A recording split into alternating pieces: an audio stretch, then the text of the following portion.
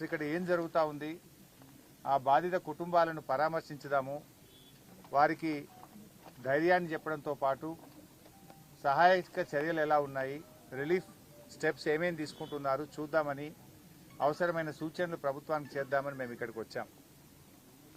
ఉదయం సరే మాతో వచ్చిన నాయకులను అలో చేయమంటే చాలామంది మాజీ శాసనసభ్యులు, మా ఎమ్మెల్సీలను కూడా లోపలికి అలో చేయకపోతే వాళ్ళందరూ బయటే ఉండిపోయినారు. కోటిరెడ్డి ఎమ్మెల్సీ గారు, నవీన్ ఎమ్మెల్సీ గారు, మాజీ శాసనసభ్యులు అందరూ కూడా మేము సహకరించాం.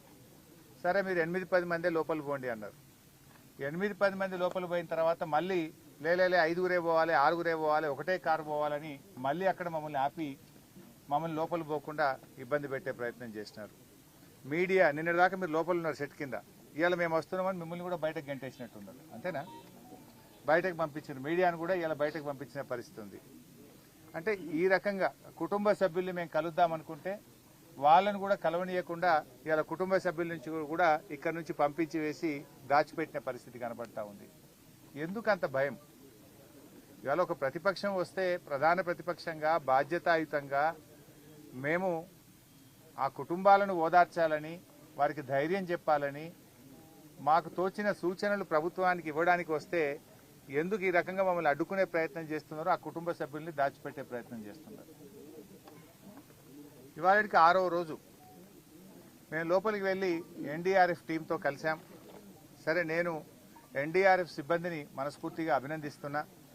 వాళ్ళు చెప్పారు చివరి పాయింట్ వరకు మేము ఆల్మోస్ట్ 10 మీటర్స్లో చివరి పాయింట్లో 1.2 మీటర్స్ మాత్రమే స్పేస్ ఉంది. అక్కడి వరకు కూడా పాక్కుంటూ వెళ్ళి చూసాం, అక్కడ ఆక్సిజన్ లేదు, అక్కడి వరకు కూడా వెళ్ళి వచ్చామని చెప్పి ఎన్డీఆర్ఎఫ్ బృందం మాకు ఎక్స్ప్లెయిన్ చేసినది. వారి ప్రయత్నాన్ని నేను తప్పకుండా అభినందిస్తా ఉన్నా. అయితే అక్కడ అర్థమైంది ఏంటంటే, నేను చాలా మందిని కలిసాను. రైల్వే టీం ఉంది అక్కడ, సింగరేణి టీం ఉంది అక్కడ. అసలు మొత్తంగా చూస్తూ ఉంటే గత 5-6 రోజుల నుంచి వివిధ బృందాల మధ్య ప్రభుత్వం సమన్వయం సాధించడంలో పూర్తిగా ఫెయిల్ అయింది. లైక్ ఎన్డీఆర్ఎఫ్ ఉంది, నేవీ టీమ్స్ ఉన్నాయి, రైల్వే టీమ్స్ ఉన్నాయి, సింగరేణి టీమ్స్ ఉంది, ర్యాట్ హోల్ మైనర్స్ వచ్చారు, geological survey of India team వచ్చింది, హైడ్రా టీం వచ్చింది, ఎల్ఎన్టీ టీం వచ్చింది. Like that so many teams have come.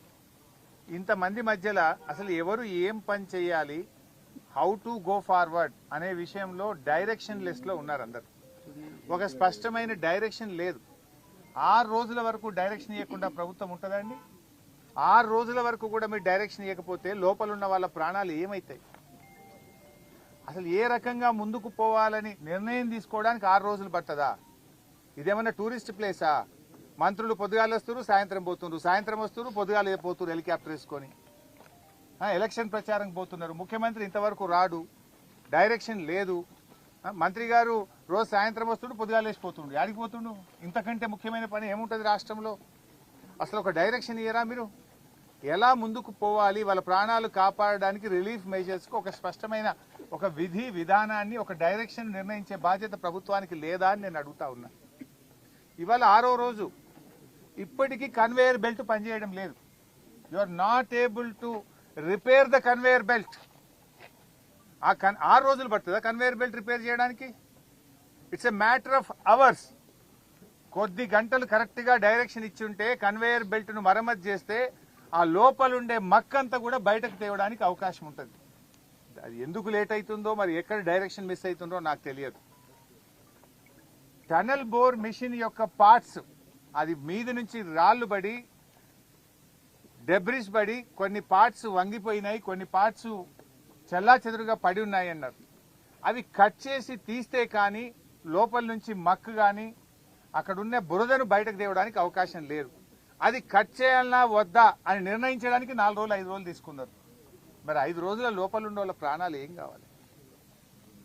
అది కట్ చేయాలని తొందరగా నిర్ణయం తీసుకొని ఫాస్ట్గా డీవాటరింగ్ చేసి ఫాస్ట్గా మీరు కన్వేయర్ బెల్ట్ను ఓకే చేసి లోపలుండే మక్కునంతా either by manual or by machine by hook or cook మీరు బయటకు తేవాల్సి ఉండే. 6 రోజుల తర్వాత తట్టడి మట్టి తెచ్చిరియాలి. 6 రోజులు 8 ప్రాణాలు ఏమైతాయి? 8 మంది ప్రాణాలు కాపాడడం పట్ల మీకున్న చిత్తశుద్ధి ఇదేనా? అసలు ఏం జరుగుతుంది? అసలు డైరెక్షనే లేదు మీకు ఇంతవరకు.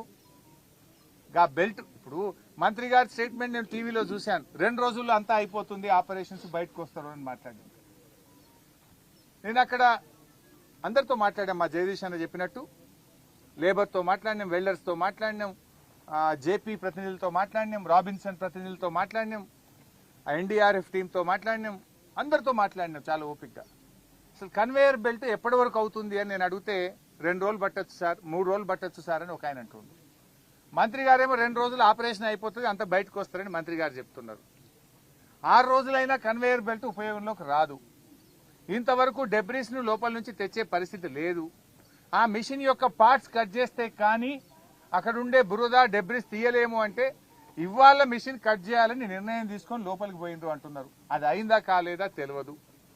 మేము అక్కడ ఎవరితో మాట్లాడే ప్రయత్నం చేస్తే కూడా